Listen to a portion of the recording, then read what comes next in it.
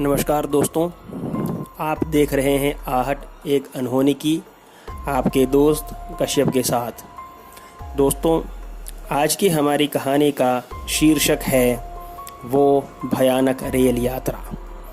दोस्तों, कहानी में आगे बढ़ने से पहले अगर आपने मेरी चैनल को सब्सक्राइब नहीं किया तो कर लीजिए, क्योंकि मैं रोज़ ही आपके लिए ऐसे ही एंटरटेनिंग कहानियाँ लाता रहता हूँ। दोस्तों, आज की हमारी कहानी है योगेश जी की, जो आसाम के रहने वाले हैं। दोस्तों, आगे की कहानी आइए सुनते हैं योगेश के पॉइंट ऑफ व्यू से। दोस्तों, मेरा नाम योगेश है और मैं आपसे मेरे साथ घटी एक सच्ची घटना के बारे में बताऊंगा। ये उन दिनों की बात है जब मैं कॉलेज में पढ़ा करता था। मैं और मेरे कई मित्र साथ में इंजीनियरिंग कॉलेज के बॉयज़ हॉस्टल में रहा करते थे। हम लोग कई बार छुट्टियों में साथ में घूमने जाया करते थे और ऐसे कई छोटे टूर हम लोगों ने साथ में किए थे। ऐसे ही एक बार हमारा 15 दिनों का मिड टर्म वैकेशन शुरू हुआ तो हम सब ने कुछ दूर जाने का प्लान बनाया और दोस्तों, हमने हिमाचल प्रदेश घूमने का फ़ैसला किया। दोस्तों, हमने जब ट्रेन पकड़ी उस वक्त हमारी बोगी में काफ़ी लोग थे और हम 5 दोस्त एक साथ ही एक कंपार्टमेंट में बैठे थे। दोस्तों, गाड़ी करीब 4 घंटे चलने के बाद एक स्टेशन पर रुकी, जहां हम लोगों ने खाना खाया और फिर थोड़ी देर बाद सभी लोगों को नींद आने लगी तो हमने बिस्तर बिछाया और पांचों अपनी अपनी बर्थ पर जाकर लेट गए।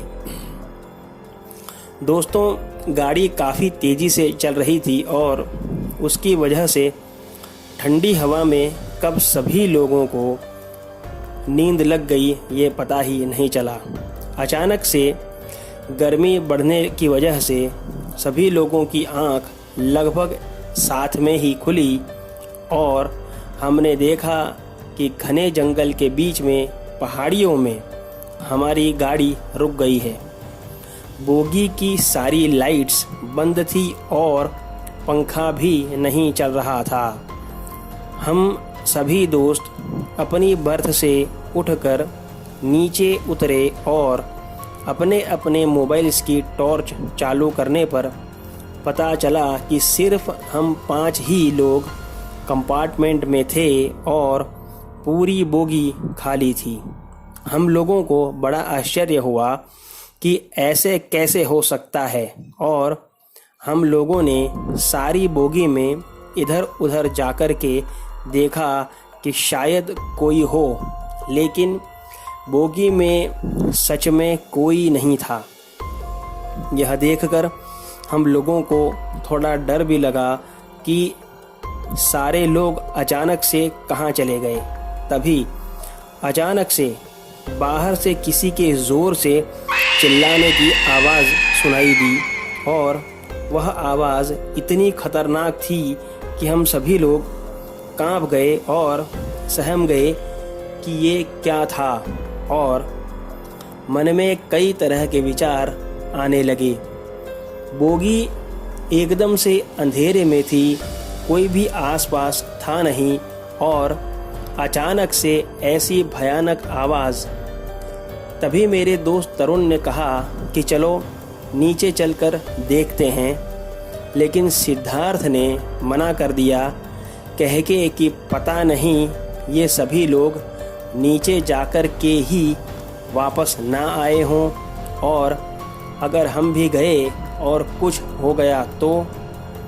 तभी आलम ने कहा कि एक बार जाके देख लें तो ही अच्छा रहेगा, क्योंकि अंदर भी तो नहीं रह सकते। पता नहीं जो बाहर से ऐसी आवाज़ें निकाल रहा है, अगर वह अंदर आ जाए तो हम क्या करेंगे। तभी दोस्तों फिर से वही चिल्लाने की आवाज़ से हम सब इतना डर गए कि राहुल तो रोने ही लग गया और ज़ोर ज़ोर से चिल्लाने लगा कि कौन है बाहर और यहाँ के सभी लोग कहाँ चले गए। तब हम लोगों ने भी थोड़ी हिम्मत दिखाकर चिल्लाना शुरू किया और ज़ोर ज़ोर से चिल्लाने लगे। तब अचानक से दोस्तों बोगी ज़ोर ज़ोर से हिलने लगी, मानो कोई बड़ी क्रेन बोगी को उठा रही हो। हम लोग बहुत डर गए और ज़ोर ज़ोर से रोने लगे। तभी तरुण ने कहा कि मैं बाहर देखता हूँ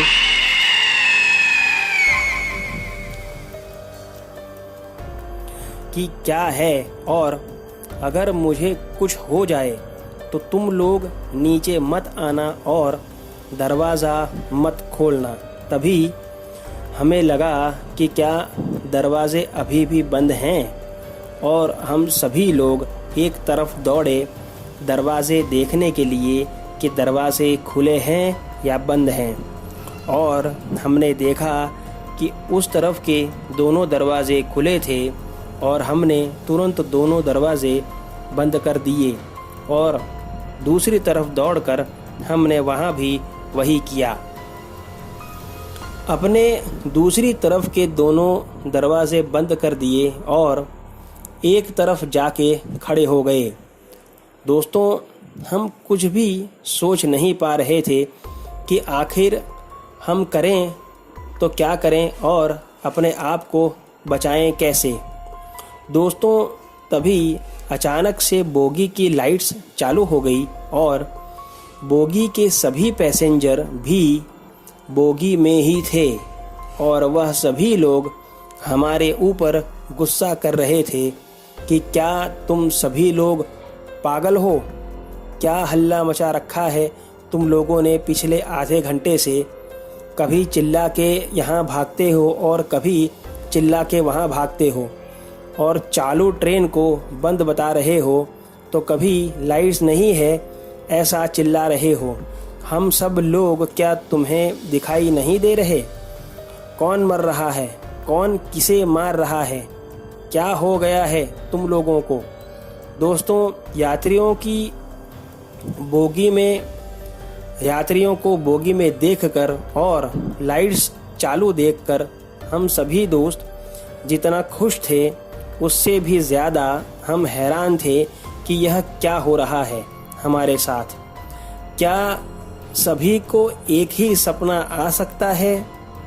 क्या यह यात्रा झूठी है या हम लोगों से किसी ने मजाक किया था या फिर हम किसी बड़े छलावे में फंस गए थे। दोस्तों आज 6 साल बीत जाने के बाद भी हम दोस्त ये समझ नहीं पाए हैं। तो दोस्तों ये थी कहानी योगेश और उनकी 4 मित्रों की।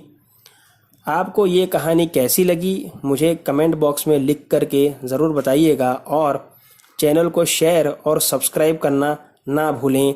धन्यवाद।